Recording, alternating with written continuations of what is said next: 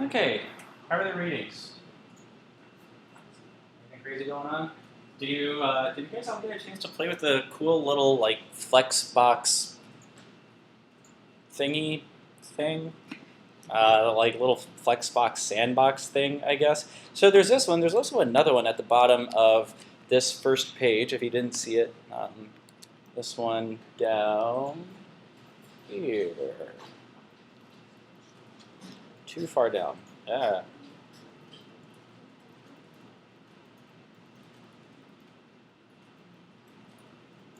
There we go. So there's this one too at the bottom of the first link, which has things you can play around with, much like this one, which has even more and more attractive things you can play around with as well.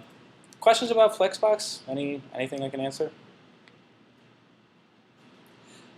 So to recap, what is flex basis? Kevin, what is flex basis? Let's hear explain like item 5 definition. Hmm? Okay, cool. Well, in that case, what's shrink? Shrink takes up less space relative to flex items. That's true, but only when when some condition is met. You know what the condition is? No? Adrian? Negative free space is distributed. When what? Negative free space. Sorry. Yeah, negative free space is distributed.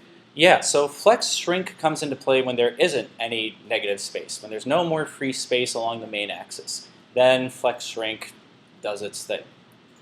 Flex grow is the opposite. So when there is extra room on the main axis, then flex grow does its thing. Yeah, so flex shrink is how you want things to shrink in relation to each other when there isn't enough room on the main axis, and flex grow is vice versa.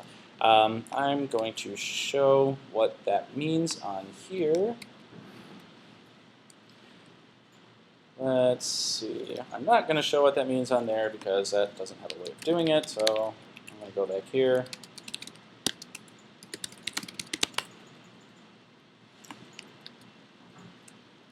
Actually, no, I don't want to deal with that one either. I'm going to use this one.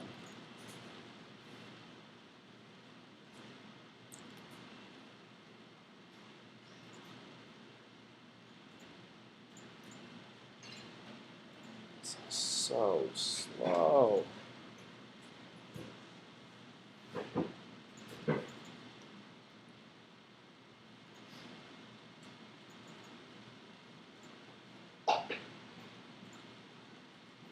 All right, so down here, this is the flex shrink.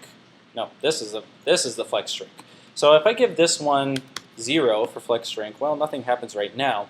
But if I make everything, let's see, I'm going to give everything a width of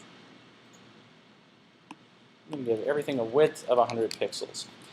So you'll notice that what's highlighted here actually isn't width. I'm changing the width, but this property I'm changing is called flex basis. So flex basis is basically how much room you want one of these things to take up. So I want each one of these, like on a good day, to take up 150 pixels. But what's going on over here with this whole flex shrink thing, well actually no, let's do it with flex grow. So flex grow, if I give this thing a flex grow of 5, nothing happens. But if I give this one a flex grow of, actually let me make these even smaller, and I'll get rid of all these flex shrinks.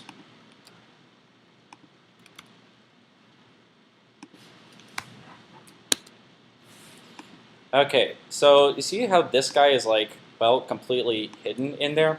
If I give this one a flex shrink of 1, that means that I want it to shrink that much relative to whatever the flex shrink properties are of these, which I know sounds really weird.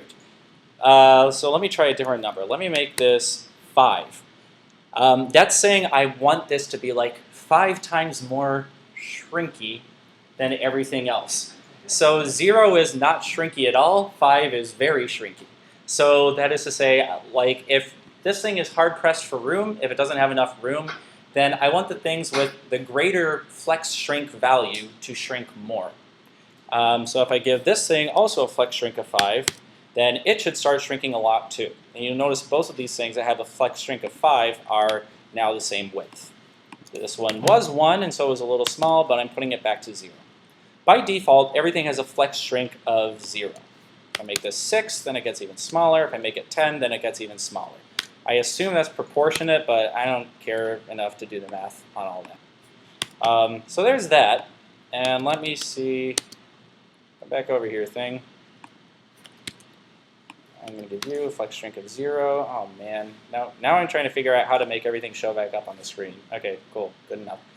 So now with flex grow, if there's too much room for everything to be exactly 100 pixels, so I'm going to make everything exactly 100 pixels. So now there's too much room. Flex grow determines which one grows the most. That is, which one grows to occupy the remaining space. So this one, I give it a flex grow of 5, and so it's growing a lot. If I give this one a flex grow of 5, it will also grow a lot. If I give this one a flex grow of 5, these are all going to be the same width, and this guy loses out. So which one has the greatest priority in growing? So we have shrinkiness, and we have growiness. And that's what flex shrink and flex grow rule. You guys see what I'm talking about on that? I know it's like a weird concept. The only other thing is this thing called order. So I'm going to give this 99 pixels, 101 pixels, 102 pixels, just so they go in order. So 99, 101, 100, 101, 102. And then I'm going to play around with this order property. Let me get rid of all of this flex growing. There. OK, I'm going to give this one an order of 1. And that put it over there. Why did it do that? I expected the other direction.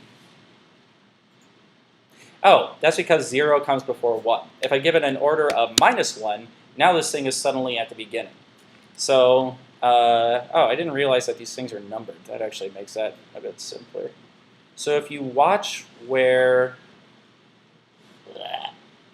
if everything had an order of 0, then these would all line up 1, 2, 3, 4. But as soon as I start messing around with the orders, I'm determining what goes where. I'm changing what goes where. So if I give 2 an order of -3, which is less than all the other orders, it goes at the beginning. If I give it an order of 3, which is bigger than everything else, then it goes at the end. So everything goes in order of, well, order. Does that make sense? Questions? Yeah, Matt.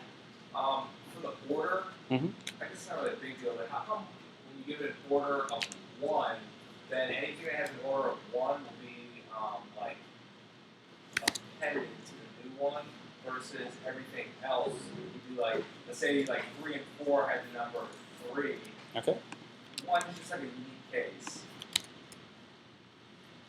Like that? Okay, now change 4 to 1. It should go in front of the 3. Mm-hmm.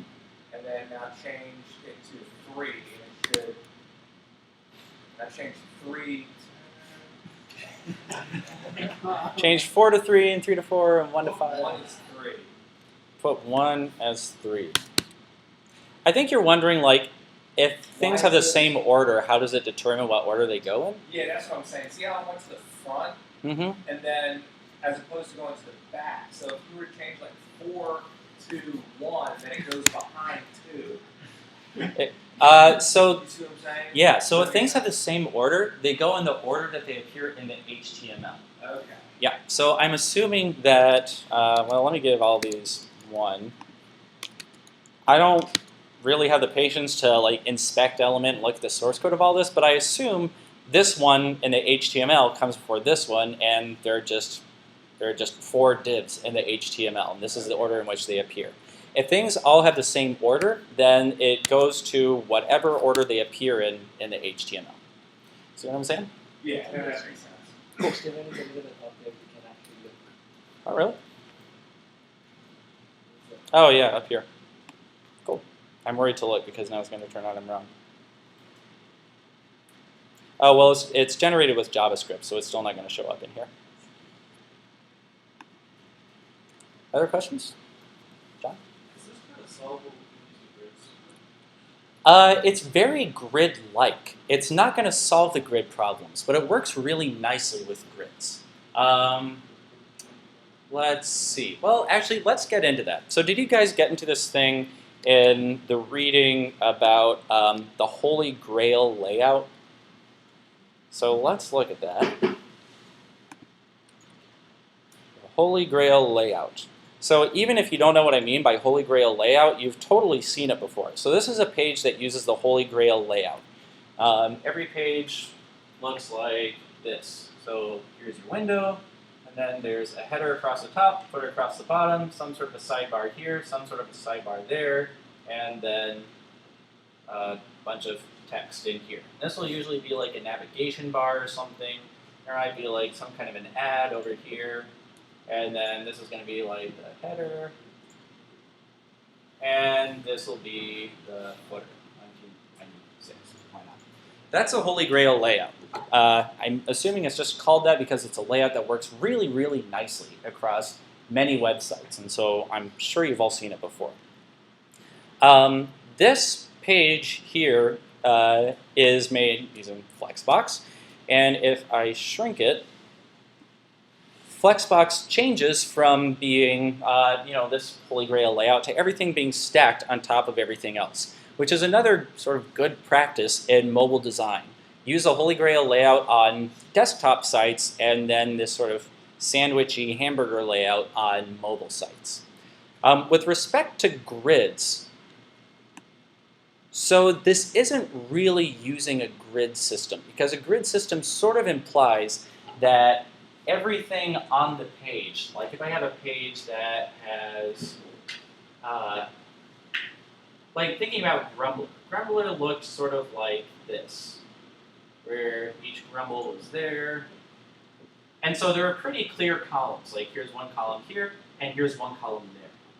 Flexbox, you don't necessarily have to have columns. You could make a page that looks like this.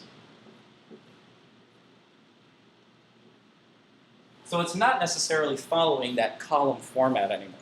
Each of these things, they sort of have their own columns going on inside, but that grid system implies that the entire page is on a grid. Flexbox is great at letting you have sort of a little one-row grid inside things. And it works really nicely with the whole grid system, but it isn't the grid system in itself. Does that answer your question? Cool. Other questions? Cool. So that's pretty much Kevin. Say what? Yeah. So flex basis is the. So this right here is flex basis. It's like how wide you want things to be. Let me make all of these even. It's a lot like width, but it's different in that it's specifically for Flexbox. So if there's enough room on the main axis, then these things are going to have the width of 100 pixels. This is going to have a width of 150 pixels. If I change the flex basis to 200, it has a width of 200 pixels. But if I start running out of room, so let me make all of these 150 pixels, it's sort of like the width to which everything is trying to get. Let me get rid of this ordering here.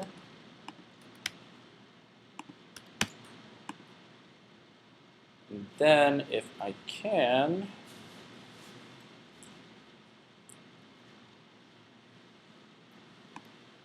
and I'll give everything a flex shrink of 1. So everything's still trying to sort of get back to its original width. They're all sort of maintaining the same proportions. This is the same proportion, 200 pixels to 150 pixels that it was before, even though it's no longer 200 pixels wide. So flex basis is how much room these things want to take up if they have enough room. How much room they want to take up if they have enough room. So it's sort of like their starting width, I guess you could say. Lon.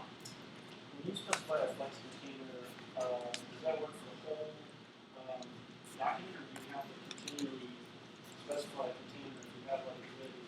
Really good question. So if you do flex container on something, that only applies to the things, to its children, so the things right inside it. So I have flex container declared on the body here, or excuse me, I have flex declared on the body here. And so all of these things are now flex items. This H1 is not a flex item. If I wanted the H1s to all be flex items, then I would have to do display flex here too. So it only affects the things immediately inside it. Other questions? Okay, well, let's get into an exercise then, which is applying the Holy Grail layout to this page I put together, not this page.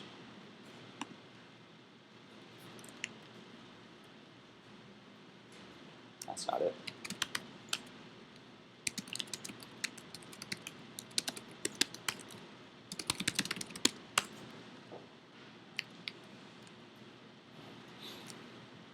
Okay, so this is your goal, is the Hyrule Potion Shop.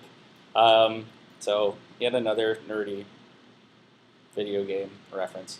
But at any rate, so this applies a couple of things that we've used before. It applies the whole like pagination thing with CSS. So if you click on this, then it opens up what look like new pages, but it's really all just one page of HTML. And I'm using that target selector to change around everything.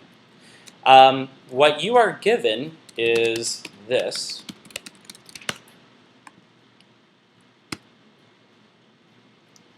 So this is what you get, which is all of the styling except for the bit that actually makes it the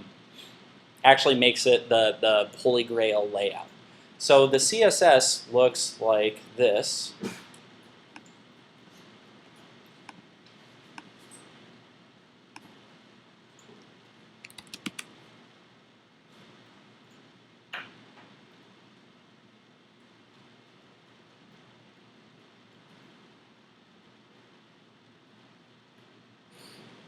So there's a styles.css. You're more than welcome to play around in here if you want to, but you don't have to.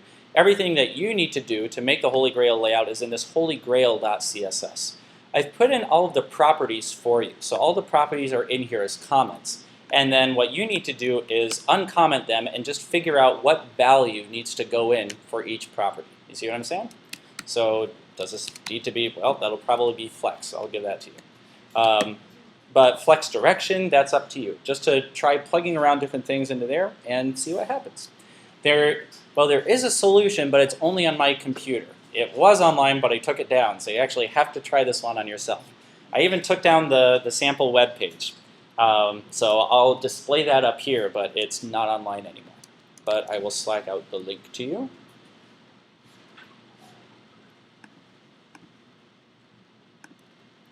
And as you can see on here, this is pretty much what we're going to be doing for the rest of class. But I would like you, so there's going to be this exercise, and then you'll have the rest of class after that to work on your portfolio pages, or just whatever it is that you need working on. When you do that, well, I can't really stop you from, just really checking out and doing whatever you want, but I would strongly encourage you to make use of having everyone else and having instructors here to help you out with any design questions or whatever you may have, since we're probably not going to respond, during the evenings. So I just Slack that out, and then I'll put this thing up over here, and you can get to work.